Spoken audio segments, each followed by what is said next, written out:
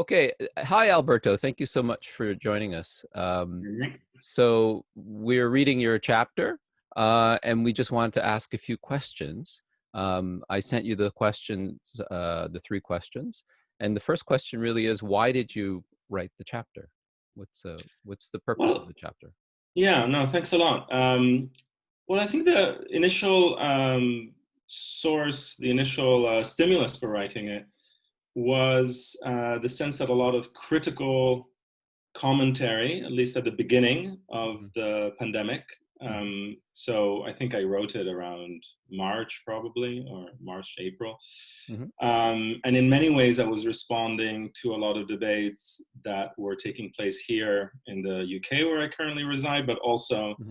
in my own home country, Italy, that was obviously hard hit Yep. by COVID, and in which there was a lot of debate around the response of the government and of public services and so on and so forth. Hmm. And I suppose what I was struck by was a kind of uncertainty or maybe a bit of confusion on the part of critical or perhaps progressive commentary. Hmm. So, on the one hand, a demand that the state, including the government, but also, and the government, public services, but also to a certain extent, at least in Italy, even the security and repressive services, the police, and so on Sure. and so forth, Yes.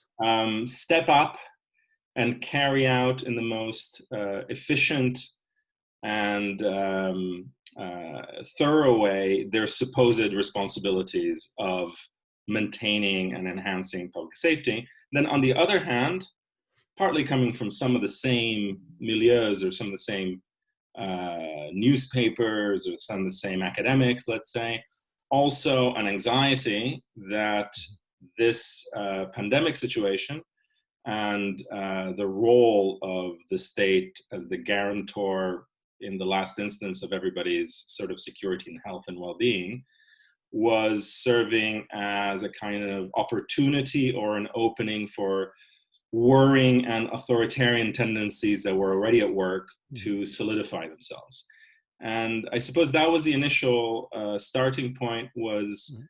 seeing this seeming oscillation or maybe even contradiction among some of the same people, in on one level saying, well, we need the state to be a proper state and to do more, To and save then at the us. same time, To save us, and then the to save fear us, that and then at they'll the same overstep. time, like, well, Yeah. somebody needs to save us from the state, so and I guess what I wanted to do, I mean, very briefly, was to think, well, what is it about the history, at Hmm. least Yes. in Western Europe or the North Atlantic or whatever, of the state's relationship to pandemics and epidemics, but also of our own conception of what Yes. a state is for. Yeah.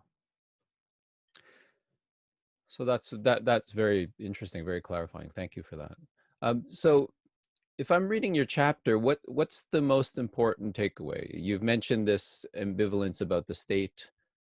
Is there something specific about the pandemic? Because your title is Mm-hmm. also Beyond the Plague State. Yeah, Yeah. So I'm I wondering what. suppose there's two main points that I was trying to advance. So the first one is to excavate, to dig into the fact that a lot of the things that we take for granted in terms of what states and government services and institutions do emerged in great part in response to epidemic or pandemic situations. So that's the more I see. historical element, to think, well, what if we look at some of the key political thinkers of the modern age, of the time of the emergence of capitalism and the emergence of the modern state in a sense as we know it. So Hmm.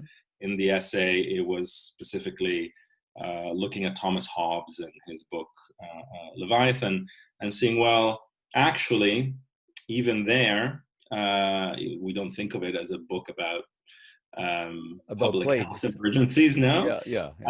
But nevertheless, that plays a large or a significant role in the imaginary of what a state is intended to do. So that's, in a sense, a more historical one. That also involved looking at the way that Michel Foucault writes about the ways in which forms of modern power emerged with the management of plagues and the management of pandemics and epidemics. And there's a lot of very interesting historical work. There's a recent book by an author, historian called Frank Snowden called Epidemics and Society, a massive book that treats these matters, and other works like that. And then the other aspect, so this is like the historical side of it, to think, oh, well, what if when we ask about what is the state doing now, maybe we should think about why is it that the history of states is so tightly interlinked with the history of the responses to epidemics, pandemics, public health emergencies. And I suppose the other one was to think rather more optimistically, speculatively, perhaps a bit utopianly about your conclusion. Are there ways of thinking about collective and public and social responses to pandemics and epidemics or other public health emergencies that don't necessarily always take the form of what is the state going to do to solve this? So ways in which people have, either by necessity or by design, thought of organizing their responses to public health issues and epidemics in particular in a more, let's say, grassroots or community or non-state centered way. And some of that came from thinking through certain radical traditions of political practice. So I think I mentioned it at the very end of the article, this idea that came from some of these Black Panther Party so-called survival programs in the early 1970s and African American communities on the West Coast. So sickle cell anemia screening that the state wasn't providing, or breakfast programs, or just general like public health from below, let's say. But some of it was also about very quotidian debates that take place, for instance, in the UK now, amongst epidemiologists who say, well, look, you're never going to have a track and trace system that works unless all of your local authorities are basically self-organizing to do this and then coordinating it nationally. So, and then that's not necessarily a matter of like either the state or not the state, but it might be a matter of like, well, how do we imagine public powers and public services? So if you're thinking, well, your local health practice should have a lot of decisional power about how to deal with these things, then it's very different than just demanding that everything be done from the core of the state understood as the central government in the capital city and all of its, sort of resources and capacities and so on. And some of that is very much from the UK, where the fact that these things have been really centralized just has extremely problematic effects in terms of people's ability to respond to this in a more fine-grained way. Well, you would have, we published this before the George Floyd incidents and before Black Lives Matter. And some of the things that have come up since with the Black Lives Matter protests or if you will, civil disobedience or community organizing is this question of mutual aid, right? This notion of how to organize your community to provide all of the different services that a community might need without relying on the state. So I'm wondering, if would there be anything that you would update or add now, since you wrote this, because some things there's been new things that have developed. Any thoughts on that? I suppose some of the problematic tendencies that I was sort of responding to have in a sense intensified.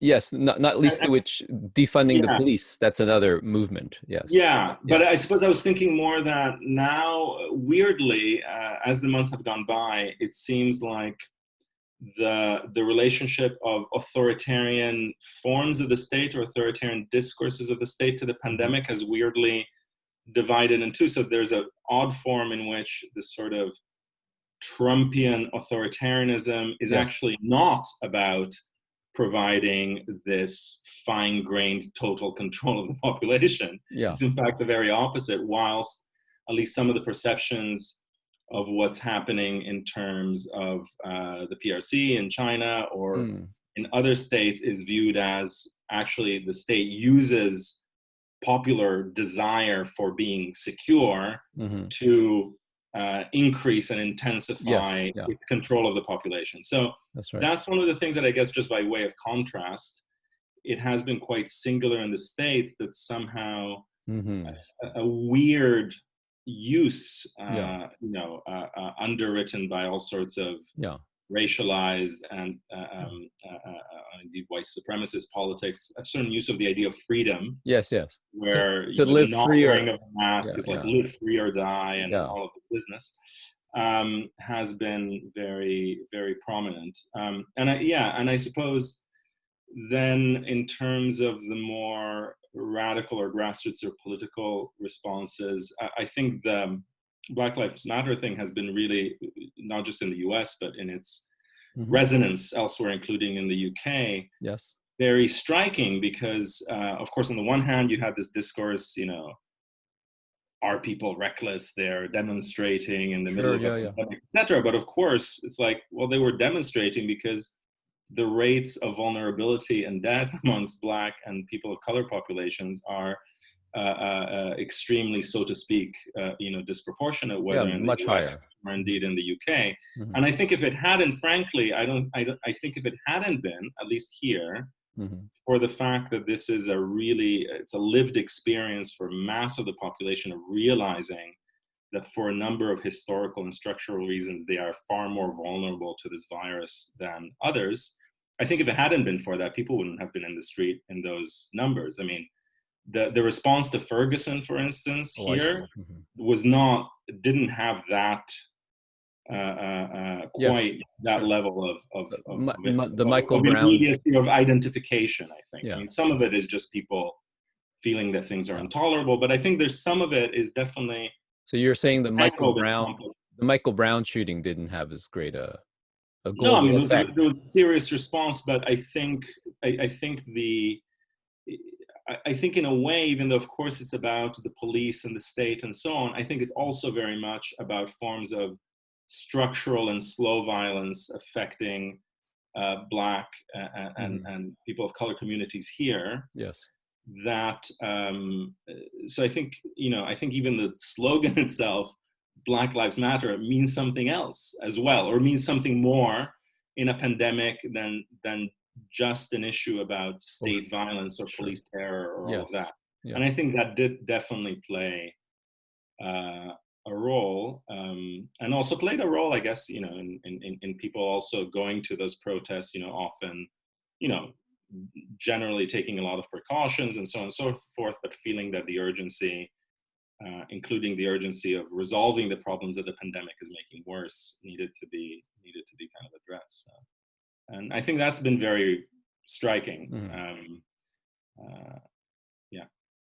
So I just to end then, going back to the title of your chapter, do you think there is a beyond the plague state? I mean, it would seem like you're saying historically the state has been a response to epidemics and health crisis. Is there a beyond? Is there an after a plague state, or is there just more of the same? Yeah, well, that's a very tricky question of prophecy and forecasting. I mean, I do think there has.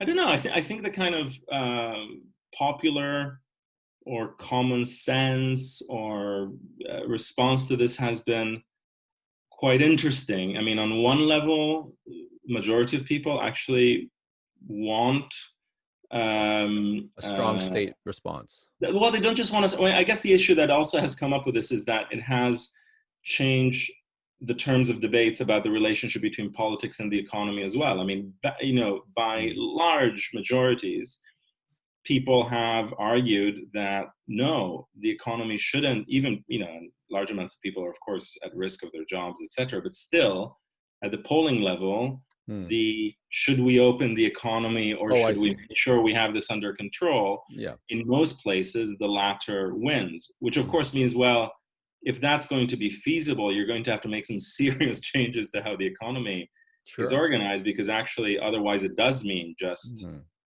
massive dispossession and so on. And that's also been very peculiar because the Or the word timing, sacrifice too. You're yeah, sacrificing people for the sacrifice, yeah. economy. Yeah. Yeah. And also the timing of it, there's a very odd lived experience and temporality of the pandemic. And then now that's been overlaid by this sense of a kind of, imminent economic contraction, already happening, of course, in a lot Yeah. of places. So it's very difficult Well, to tell it's funny you say how that's contraction. going to work. People use much more dramatic terms than Yeah, contraction, like doom, true. collapse, Yeah, depression. yeah. Yeah. But I guess there is a sense in which, in a way, I mean, this is like in the more hopeful sense, like Yes. in a way, a certain demand for security, or a certain demand for safety Hmm. from state authorities Mm. is a quite open, somewhat undetermined demand, isn't it? So on one level, it could be a demand for really prioritizing that over everything from, Hmm. military spending Yeah. to economic accumulation. On the other hand, it can be a demand for do anything as long as, my biological life continues, Yeah. including Yeah. Yeah. shutting the borders, Hmm. pushing migrants out, like that, Sure. uh, uh, um, that element is always present, and that ambivalence is always, in a sense present. So no, I don't think in that sense. I think there isn't necessarily a beyond, but there's definitely very different ways of Hmm. Although I think there is a kind of reflecting. beyond right now in Canada, right? In a Mm, sense, and maybe we shouldn't go there, but maybe we can end and maybe have a thought on it. With the different subsidies that we have mm, gone beyond. We've moved towards a universal basic income, yeah, right, in Canada, and I yeah, think I think and even here, similar there's a in tendency by default, yeah, like, well, actually, yeah, I mean, the levels yeah, of state subsidies for and of course, once you do that, then a lot of people start thinking, well, why can't this why be can't we have that? Yeah, prolonged? forever. Mhm. Especially because I think this has taken such a long period of time, and is going to extend itself for Mhm. such a long period, that I think people will also be very conscious of, well, things need to be set up. So like the next time, which, of course, if you read epidemiologist, is not an idle thought. So the Oh, next oh, I see. time, Sure, yes, yeah, things are in place, because in a way it's not a once in 100 years phenomenon, sure, yeah. or it It might could be not. more frequent. Yeah. Yeah, and Hmm. Okay. so that involves rearranging that relationship between, because if we live in an economic system which interruption destroys, like, capital, what is it, the famous line, capital no longer in motion is not capital. So when things are not moving Mhm. around, circulating, being accumulated, it's just a bunch of rotting metal Yeah, or yeah. It has paper to. It or has to whatever. keep moving. Yeah. Hmm. Yeah, and Circulating. so if that's the framework, then that is in contradiction with trying to reproduce people's livelihoods and well-being in this Hmm. period when things have been stopped. And Yeah. even conservative governments, including this one, have de facto, in a sense, recognized. So it is a bit like Hmm. the And UBI you're sort of in situation. London. People may not know that, but you're Yeah. you're you're in the UK. Yeah. Okay. Well, Alberto, that's great. That's lots of food for thought. So Well, thank you so thank much for you. doing this, All right. and keep safe All in right. these uncertain You times. too. Okay. All right. Thank you.